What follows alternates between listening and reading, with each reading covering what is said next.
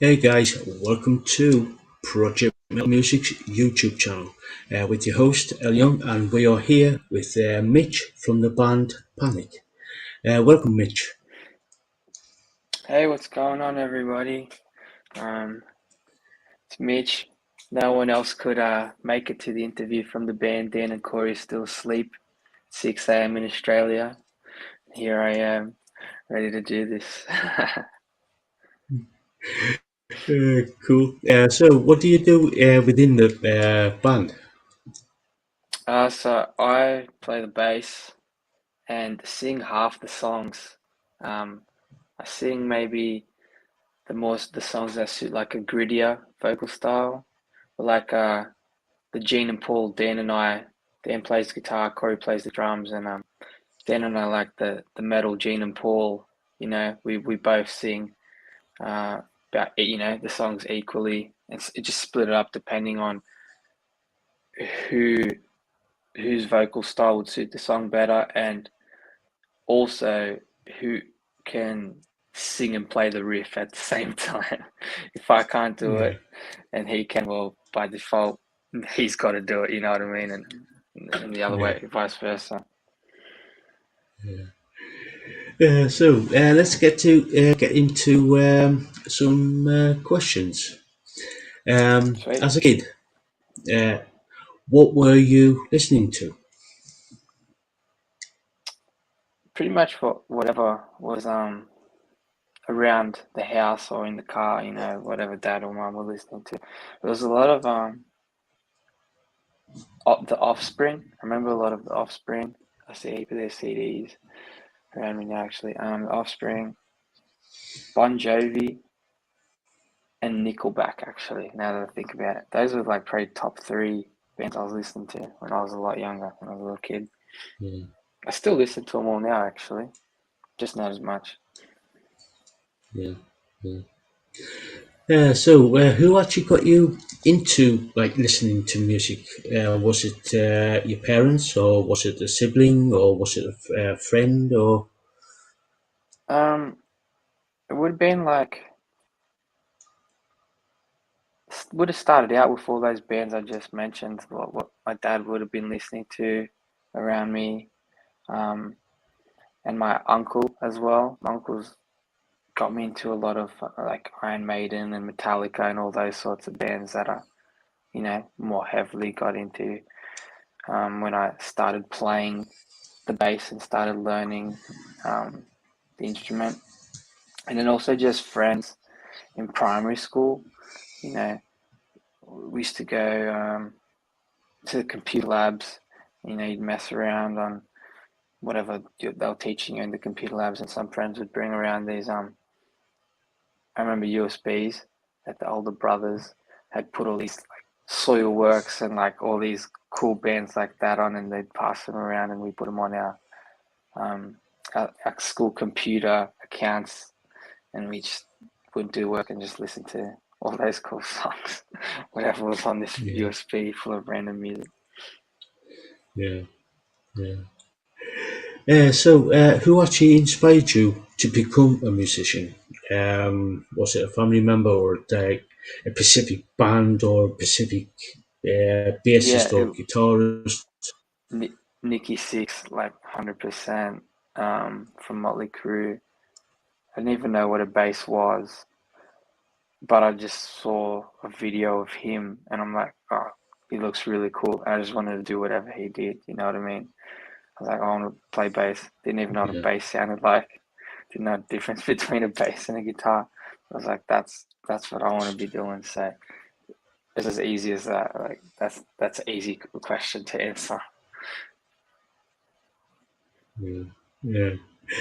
Yeah, so, And then I guess right, actually, after that, it would have been like yeah, um, just going down the rabbit hole of famous metal bassists like Steve Harris. You want to learn all the Iron Maiden lines and Cliff Burton and Rob Trujillo, and then like get into the more after you listen to all those metal guys. It was like, well, how else can this instrument be played and pushed in more technical like in technical ways. Like you start going into Victor Wooten and Jaco Pastorius and all these really just, I don't know, maybe more jazz and funk sort of cats. Started going down that rabbit hole, but yeah, it all started with Mickey. Everything else came a lot later. That was the main thing starting out. Definitely him. Yeah, cool, cool. So, uh, were you in any bands prior to Panic? No, Dan and I started this band when we were still in high school. Um, there probably would have been a few, like, I guess you could say earlier versions of it, maybe with different drummers. It would have been Dan and I on the bass and guitar, still trying to figure out the vocals, and just a heap of drummers from school or around the neighborhood and just trying guys out, but never really worked out for maybe, I haven't thought about this in a while, maybe 1 or 2 years until we got like a solid lineup, and then I guess you could say that was the start of the band. So before that, yeah, just jamming around, but no, not not another band. Since then, we've joined other projects and filling in for a lot of other people around the country and whatever. But no, yeah, we started this. That was both the first band for both of us. A drummer Corey, our second gig as Panic. Corey's, I think it was his first band, opened for us. So we've known and met him. We met him then, and we've known him since what 2015. He joined our band in I think 2017 or 18. I think this would have been his second band as well. So both, still pretty recent for him. Pretty early band. I don't think he had gone through too many before he got to Yeah, us. yeah, cool. What has the band been up to? I would say in the last since about 2021, 2020, 2021 type of thing. Yeah, so I'll take it back even further. 2019, we finished up a tour and started at the end of 2019, and then started 2020. We started pre-pro for a bunch of songs for an EP, I guess you could say, and then that got super delayed and um, what's the word? Delayed, and it just took a long time in between sessions because of COVID restrictions. Obviously, it started 2020. 2021, we were meant to record in 2020, like going to the actual studio, and we're all from Sydney. We meant to go fly down to Melbourne, Australia, to record, but that got pushed back maybe 3 or 4 times. We ended up going over a year later in 2021 when we could. Um, and fast forward the end of 2021, we recorded in April 2021. Go to the start of 2022, we've been putting a song out every 3 months. So we put three of the songs out so far, and we're about to roll out the fourth single, the fourth song. But it's been really busy doing all that. We've got a lot of content behind all the songs, like making of the song in the studio. Like we filmed everything. We filmed all the behind the scenes of the music video. We've done a music video for each song, and just heaps of other things. A lot of playthroughs, a lot of I don't know, anything you could think of content wise. We've been trying to put out for these songs. So that's been where we've put most of our time this year. And we're starting now to book shows, book an Australian tour for the start of 23, and hopefully go overseas to Europe at the end of the year next year. That's the plan. A lot of delays from Cool, COVID. cool. Yeah, what should have been done in 2020? So 2 years yeah, later, the songs are out. yeah, yeah, yeah. It's been a crazy last couple of years. Been crazy last couple of years with everything what's been kicking off in the world. Yeah, Yeah. it's been So wild. after, yeah, yeah, it is. Yeah. So you've said that you've in the process of doing finishing up some of the stuff that you've been like what you've been there with with these four songs, and you've been creating Hmm. new videos. Have you Yep. been sort of like in the meantime on the sort of like on the side type of thing, writing new content?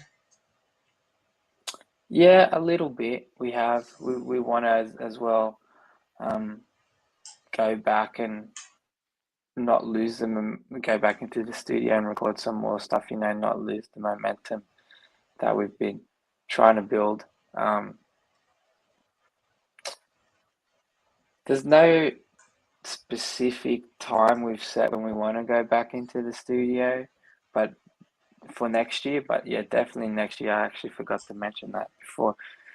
We have been slowly, but now, it's time to start picking up, with this month and next month. We want to get more into the writing a little more heavily, you know what I mean? So we can go Yeah, to do a couple tours in the start of the year, and whether we go in the studio around the same time or do those tours and then to spend the second half of the year in the studio. At some point we want to do it, just not sure when yet, you know what I mean? yeah, yeah. How many So songs we've got, I don't know. We'll just keep writing, but I don't know how many we'll record. We haven't yeah, thought about it that much yet. See what yeah. comes out first. So See what happens. yeah, yeah. So if you do go into the studio and say, for instance, you picked out 8 songs out of say 20 that you think are Yep. good enough to put onto an album, would you do that? I don't think if we had 8 good songs like you were saying that we like 8 we wanted to release, I think maybe still we'd drop 2 EPs because Yeah, you can get yeah, more out of it, these days. I think it's a bit of a waste when you don't have as big of a fan base to drop so many songs at once, because it's we can promote for twice as long. Do you know what I mean? If we drop yeah, four yeah, songs at a time. Um, and I think after that, then yeah, you'd hopefully by then would have built up a bigger, better fan base, and can drop that album, and it'll make more sense to do that. Do you know what I mean? yeah, Otherwise, it's yeah, very tricky. You spend so much money on the writing and recording, and you, you don't want to mess it up. You don't want to waste yeah, all those songs and it just be yesterday's news straight away. I think singles was the right way to do things with these past four. But yeah, you're right. If we got another four, maybe we just drop an EP at a time. Two lots instead of dragging out singles over all, a whole year. You know what I mean? yeah, yeah. So you mentioned that you are planning on doing an Australian tour. Are you also Hmm. thinking about coming over to Europe? Yep. Is there a possibility of doing a US or US tour or a South American tour? Um, I think that Europe would make more sense because we can see all the stats on like the streaming platforms and just everywhere where people are listening to the music. And apart from Australia, the next big thing is like Germany and Spain and all these European countries. So that would make a lot more sense. Seems like a lot more people are finding out about us there and listening to us there, versus going somewhere where we're not sure we have as many fans, you know what I mean? Like as many people listening. Be much easier to just, jump on someone else's tour, that suits and kind of hijack their fans and and get them to listen to us over in those countries Yeah, yeah, where we still, can then target those people online where we know we've got listeners and have messaged us online and say they're listening and showing their friends and stuff like that. Definitely makes more sense to do that for now. You know what I mean? yeah, yeah, yeah. So, yeah, right. You mentioned that you were creating a couple of videos for the four songs that you've been releasing this year. Are they going to hmm be on your YouTube channel or going to be Yeah, released on all the Facebook? music videos are only actually on the YouTube. Everything else is like, we've got the Instagram, the Facebook, the Twitter, the TikTok, if there's a account, we've probably got one for it. But the only thing the music videos are on actually is the YouTube. Um, there's three up there so far now from this year. There's I was Burn, Point of No Return was the first song we put out in February. There's Which I Sing, and we got Heart Racer. I'm sorry, not Heart Racer. That's the there you go. That's the next song coming out. We've got Fight Song that came out in May. Dancing's that one, and we just released was it last month or the month before? A song called Show No Mercy that I sing on. And I guess if you follow the pattern, the song that's coming out in November will have Dan on vocals, so it's pretty evenly split down the middle on who's singing. And we put them out that way as well, so you get one after the other, and you can kind of really hear that difference. Then, when you listen from a song I'm singing, and then Dan's next, and then I'm next, and then Dan's next. Um, it's cool because even though we're a three-piece, we think of like what we can do live as like we're a five-piece in a way. A lot of, and it's weird. I think a lot of people listen to you with their eyes because they see you're a three-piece and think it's going to sound thin. But a lot of four pieces are still just one guitar bands, like Van Halen or Pantera. You know what I mean? People don't really think of them as being thin sounding. They still think they're really full, which they are. And that, drum, guitar, bass, and then one vocalist. But we've got two vocalists. Do you know what I mean? We just cover Yeah, less of us cover more roles, which is cool. Um, so playing live, you can surprise a lot of people like that. It's a very full sounding because we all sit very well in our frequencies. We figured that out very early on, where Dan's guitar needs to sit, what that needs to take up, where I need to sit, what's to take up, and with Corey's drums, so it sounds huge. It doesn't sound muddy. You might have two guitarists, where you've got a lead guitarist and a rhythm guitarist, bands like that. And if they're not playing tight, those guitarists, and they're not have EQ'd properly, can sound very messy. So it's not always a good thing to have more people. But yeah, going back to those music videos, they've been fun to make. We stayed away from like having storylines in our music videos. They're more just kind of play through things because we're not actors. We suck at acting, so like we're not going to do that. We don't have money to pay people to act in our music video, so just watch us play. That's what we're good at. So that's what we stuck to. Some cool backgrounds behind yeah, us and cool lights and cool editing. Let's just make that look a lot cooler than it is instead of just a boring play through. Let's do it as cool as possible without any shitty acting in it. That was the idea for all of them. But let's just give each clip a different vibe. So when you watch all of them, they're all, very different from the last one. We made sure of that. Every time we was looking at new ideas, we made sure to really think about the previous song or previous songs that were out to not do anything this similar to the other one. That was a big part of all of them. So you don't watch the same clip 4 times. So you don't get bored of it. So you mentioned that you're on social media. So how can people find you on the on Facebook, Twitter, Instagram, TikTok? Where can people find you? Yeah, on Facebook, it's just Panik with a K, Panik. Instagram is Panik Oz, so PANIKAUS. And from there, we've got, what are they called? Give me 1 second. Link trees. If you've ever heard of those, that like link tree app where you just chuck everything else on there. Those are the 2 main ones, to Facebook and Instagram.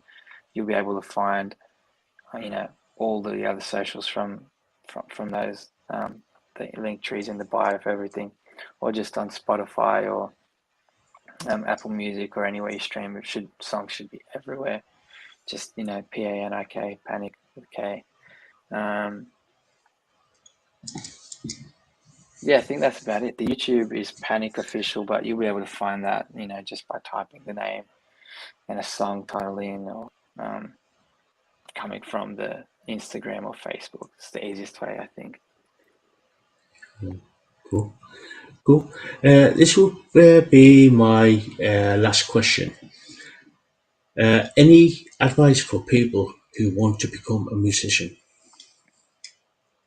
Yeah, I tell my guitar students this all the time.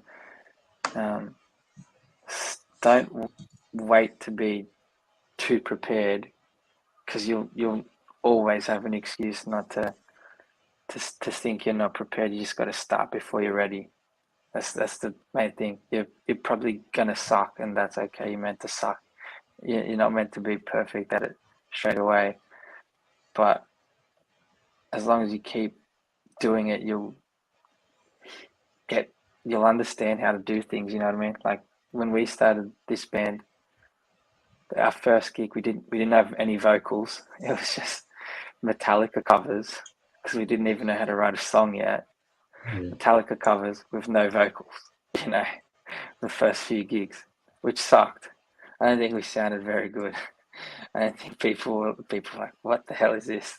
We probably didn't play that tight either, you know what I mean? Because we were probably super nervous. But that's how we started, and we learned very quickly.